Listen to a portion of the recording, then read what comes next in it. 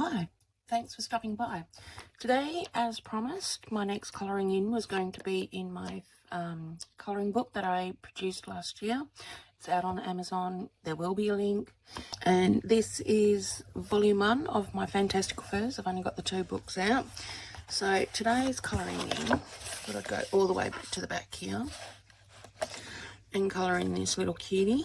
Today I will be starting with my graphite pencils. This is a 4B and I've got my kneadable razor and a plastic razor.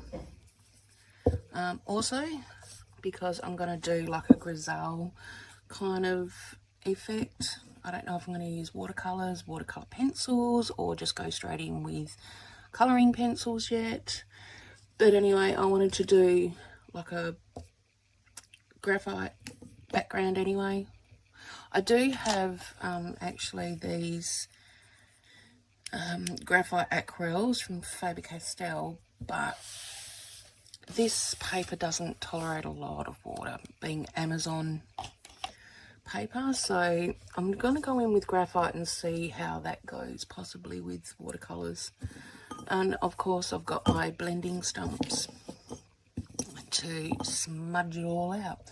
But I'm going to actually just pop you into time-lapse to do all this, because it's much better to just sit and watch than it is for me blabbering on. So anyway, I shall get into it and I'll meet you back at the end after I've done all my shading and everything. Alright, see you then.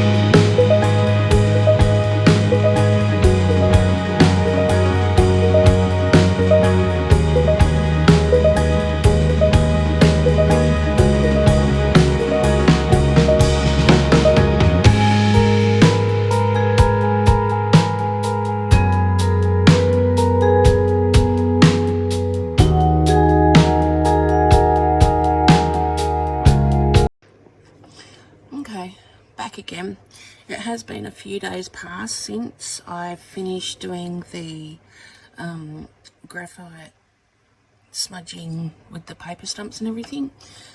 It was actually on a couple of 24 hours ago, my youngest daughter's 18th birthday, and so I've got now gel food colouring all stuck everywhere, so ignore that.